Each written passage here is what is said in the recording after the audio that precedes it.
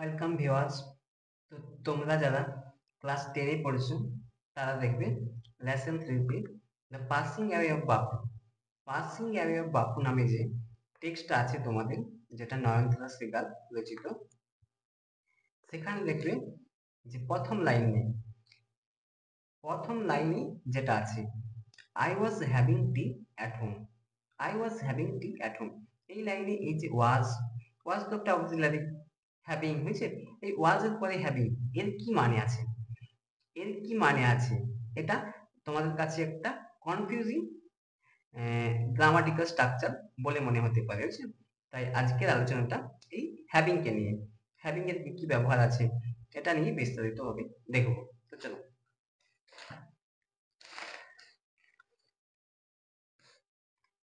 তো দেখো, প্রথমেই আমরা জানি যে হ্যাভিং কে সিম্পল প্রেজেন্ট টেন্সে বা প্রেজেন্ট ইন্ডিপেন্ডেন্ট টেন্সে মেইন ভার্ব হিসেবে ব্যবহার করা হয় যখন পজেশন বোঝায়, বুঝছে, কোনো কিছু দখলে থাকা বোঝায়।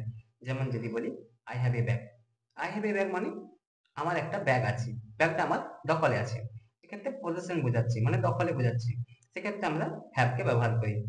আবার প্রেজেন্ট পারফেক্ট টেন্সেও আমরা অক্সিলারি হিসাবে ব্যবহার করে থাকি, যেমন হ্যাভ, হ্যাজ, বুঝছো, এগুলো ব্যবহার করে থাকি। যেমন আই হ্যাভ ডান ইট, আমি এটা করেছি।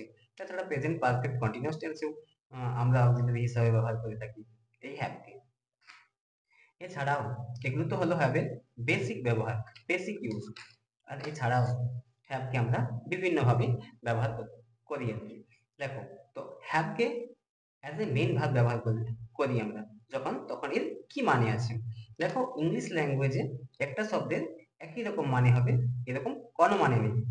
একটা শব্দ একটা শব্দ ডিফারেন্ট সিচুয়েশনে ডিফারেন্ট মিনিং করে, আর সেটা তোমাদেরকে বুঝতে হবে যে কোন সিচুয়েশনে কোন মানটা আছে। এরকম বেশিরভাগ ওয়ার্ডেরই, শুধু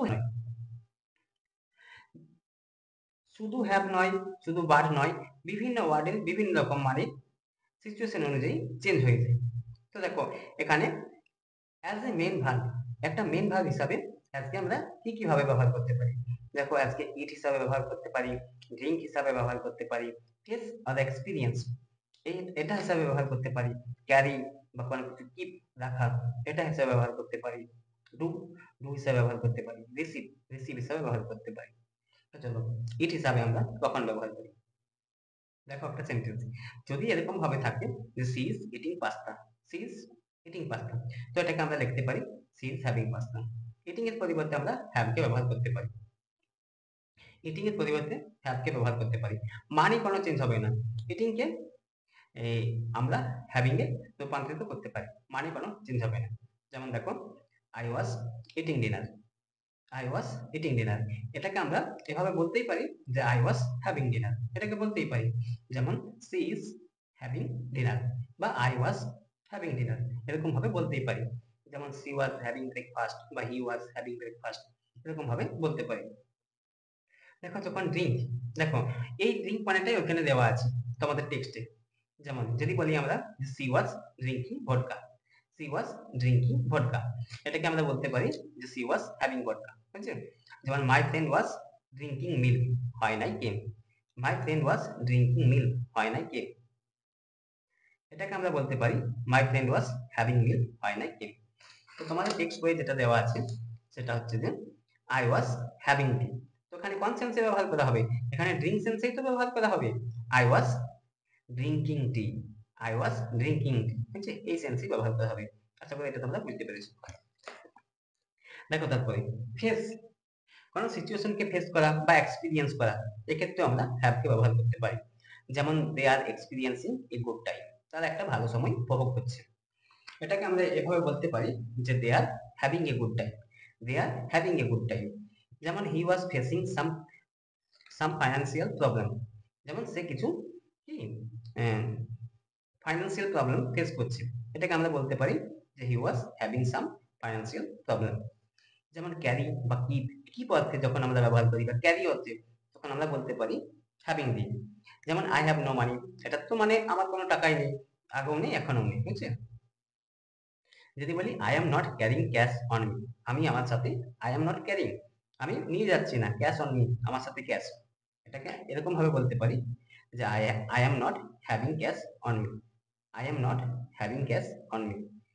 যদি বলি we did not carry food with us, এটাকে আমরা বলতে পারি যে we did not have food with us.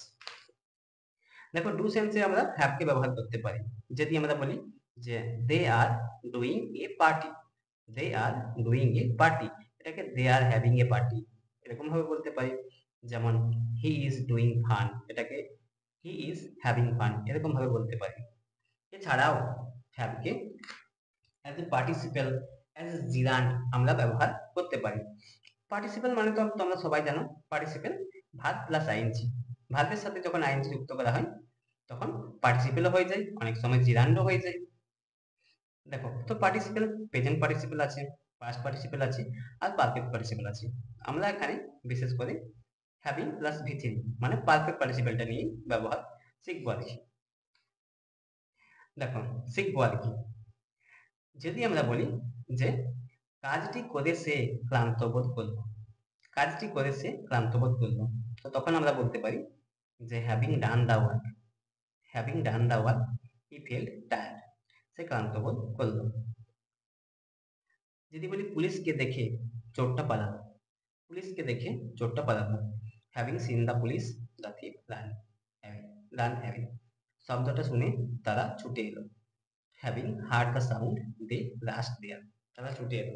এখানে দেখো একটা জিনিস লক্ষ্য করবে যে কাজটা করেছে কে আর ক্লান্ত বোধ কে করেছে। যে কাজ করেছে সেই ক্লান্ত বোধ করেছে, সেই ক্লান্ত বোধ করেছে। তো ওখানে সাবজেক্ট দুটো ভার্বেরই একই, তার জন্য হ্যাভিং কে প্রথমে ব্যবহার করা হয়েছে। যদি সাবজেক্ট একই হয় তাহলে হ্যাভিং কে প্রথমে ব্যবহার করতে পারি। আবার নেক্সট দেখো, যদি সাবজেক্ট একই না হয়, আলাদা আলাদা হয়, তাহলে কিন্তু হ্যাভিং কে আমরা যে কাজটা প্রথম হবে, যে কাজটা প্রথম হবে তার সাবজেক্টের পরে ব্যবহার করব। যেমন সূর্য ওঠার পর কুয়াশা দূর হলো, এখানে কোন কাজটা প্রথম? আগে তো দেখবো যে সাবজেক্ট দুটো আলাদা। কে উঠেছে? সূর্য। আর কে দূর হলো? কুয়াশা। সূর্য ওঠার পর কুয়াশা দূর হলো। দ্য সান হ্যাভিং রাইজেন, তাহলে সান সূর্য প্রথম যে ভার্বটা তার subject the sun having risen, ওর পরে হ্যাভিংটা বসিয়েছি, having risen the fog dispersed. দেখো পুলিশ আসায় চোর পালালো, কে আসলো? কে আসলো? পুলিশ। কে পালালো? চোর। এখানেও সাবজেক্ট আলাদা আলাদা, তার জন্য প্রথম সাবজেক্টের পরেই যে কাজটা প্রথম হয়েছে তার ভার্ব, যে ভার্বটা আছে সেই ভার্বের সাবজেক্টের পরেই হ্যাভিং কে বসাবো। যেমন the police having arrived, the thief ran, চোরটা পালিয়ে গেল। সে ডাকায় আমি গেলাম, he she having called I went, সে ডেকেছিল, সে আগে, she having called I went. দেখো having as a gerund, having কে আমরা জিরান্ড হিসাবেও ব্যবহার করতে পারি। জিরান্ড ওই একই, কারণ ভার্বের সাথে আইএনজি, বাস কাজ করবে নাউনের মতো। জিরান্ডকে আমরা ভার্বের নাউন বলতে পারি, বাস কাজ করবে কি নাউনের মতো। আর নাউন কি কাজ করতে পারে? সাবজেক্ট হতে পারে, অবজেক্ট হতে পারে। যেমন যদি বলি swimming is a good exercise, এখানে সুইমিং কি? সুইমিং তো ভার্ব প্লাস আইএনজি, কিন্তু এখানে কাজ করছে নাউনের মতো, সাবজেক্ট রয়েছে, তাহলে এটা হলো জিরান্ড। আমার জীবনে অনেক বন্ধু আছে, এটাকে তো আমরা এভাবে বলতে পারি যে I have many friends in my life. কিন্তু যদি বলি যে বন্ধু থাকা জীবনে খুব প্রয়োজনীয়, তখন আমরা কিভাবে বলবো? যে having friends in life is necessary, having friends in life is necessary.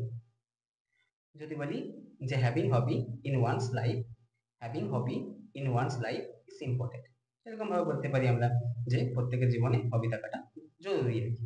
যদি বলি যে পয়সা থাকা, একটা বাড়ি তৈরি করার জন্য পয়সা থাকাটা বা টাকা থাকাটা জরুরি, যেমন having money is necessary to build a house, to build a house. এছাড়াও হ্যাভ, হ্যাভকে আমরা অ্যাজ এ পজিটিভ ভার্ব ব্যবহার করতে পারি, যার অর্থ হয় টু এসআই। যেমন I have my assistant do all my works, মানে আমি আমার অ্যাসিস্ট্যান্টকে দিয়ে সব কাজ করাই আর কি। এটাকে আমরা গেট, গেট দিয়ে যেরকম ভাবে করি এরকম ভাবে করতে পারি, শুধু তফাৎ হবে একটা টু বস করতে হবে ভার্বের আগে।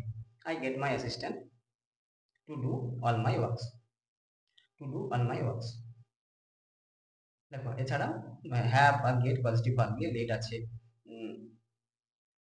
মেক আছে, হেল্প আছে, আরো বিভিন্ন রকম আছে। এগুলো নিয়ে একদিন না হয় পরে আলোচনা করবো।